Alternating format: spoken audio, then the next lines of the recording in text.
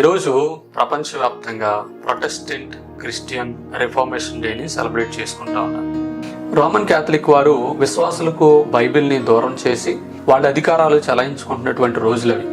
1517 October 31వ తారీఖు Martin Luther అనేటువంటి ఒక వ్యక్తి 95 థీసిస్ రోమన్ క్యాథలిక్ విధానాలను నిరసిస్తూ వ్యతిరేకిస్తూ జర్మనీలో ఉన్నటువంటి విట్టెన్బర్గ్ క్యాసల్ చర్చ్ డోర్కి ఆ 95 థీసిస్ని ఆ చర్చ్ డోర్కి కొట్టడం జరిగింది. ఆనాటి ఫాదర్స్ విశ్వాసుల యొక్క పాపం పోవాలి అని అంటే ఇండల్జెన్సెస్ అమ్మేవారు. అంటే మేము మీకు పాప పరిహార పత్రం అమ్ముతాము, మీరు కొనుక్కోండి, దాని ద్వారా మీ పాపాలు పోతాయి అనేటువంటి ఒక వాక్య వ్యతిరేకమైన విధానాన్ని సంఘం మీద రుద్దినప్పుడు వాక్యము గ్రహించినటువంటి మార్టిన్ లూథర్ వ్యతిరేకించడం ప్రారంభించాడు. ఆనాటి నుండి నేటి వరకు అనేక మంది రిఫార్మిస్టులు సంఘాన్ని సంస్కరిస్తూ వచ్చారు.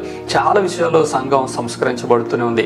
అదే క్రమంలో సంఘానికి 5 ప్రాథమికమైనటువంటి సూత్రాలు కూడా ఇవ్వడం జరిగింది. మొట్టమొదటి సూత్రం ఏంటంటే సోలా స్క్రిప్చురా, స్క్రిప్చర్ అలోన్, వాక్యము మాత్రమే. వాక్యం మాత్రమే ఫైనల్ అథారిటీ కలిగి ఉంది. వాక్యానికి మాత్రమే ప్రామాణికత ఉంది.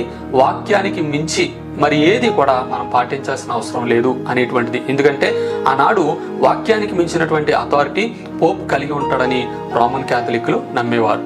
రెండవది సోలా గ్రేషియా, గ్రేస్ అలోన్, కృప మాత్రమే. రక్షణ దేవుని నుండి అనుగ్రహించబడుతున్నటువంటి ఉచితమైన బహుమానం. దేవుని కృప ద్వారా మాత్రమే ఒక వ్యక్తి రక్షించబడతాడు. మనుషుని యొక్క క్రియలు అతన్ని రక్షించలేవు అని చెప్తూ ఈ యొక్క సిద్ధాంతాన్ని నిర్ధారించారు.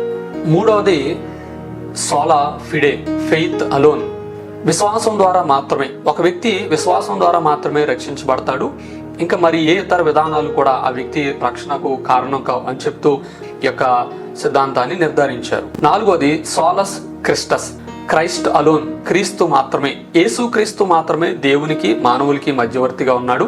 యేసుక్రీస్తు ద్వారా మాత్రమే ఒక వ్యక్తి రక్షించబడతాడు అనే విషయాన్ని ఈ యొక్క సిద్ధాంతం తెలియజేస్తా ఉంది. ఐదవది సోలి డియో గ్లోరియో, to the glory of God alone, దేవునికి మాత్రమే మహిమ చెందాలి. అన్ని విషయాల్లో సమస్త మహిమ దేవునికే చెందాలి అనే విషయాన్ని తెలియజేస్తూ 5వ సిద్ధాంతాన్ని నిర్ధారించారు. కనుక ఇవి ఒక 5 ప్రాథమిక సూత్రాలు నేటి సంఘాలు చాలా వరకు ఫాలో అవుతున్నాయి. కానీ వీటిని మించి ఇంకా వాక్యానికి మించిన ప్రత్యక్షతలు ఉన్నాయని, లేదా వాక్యానికి మించిన అథారిటీ ఉంది, క్రీస్తుకు వేరుగా కృప విశ్వాసాలకు వేరుగా రక్షణ ఉంది అని బోధించేటువంటి శాఖలు కూడా ఉన్నటువంటి నేటి వేళల్లో సంఘాలు ఇంకా సంస్కరించబడవలసిన అవసరం ఉంది. మనం కూడా సంఘము సంస్కరించబడడానికి ప్రార్థన చేయాలి. మనం కూడా ఆ సంస్కరణలో భాగం అవ్వాలి. అందుకొరకు మనం దేవుని మీద వాక్యం మీద ఆధారపడి ముందుకు సాగుదాం. Happy reformation day. God bless you.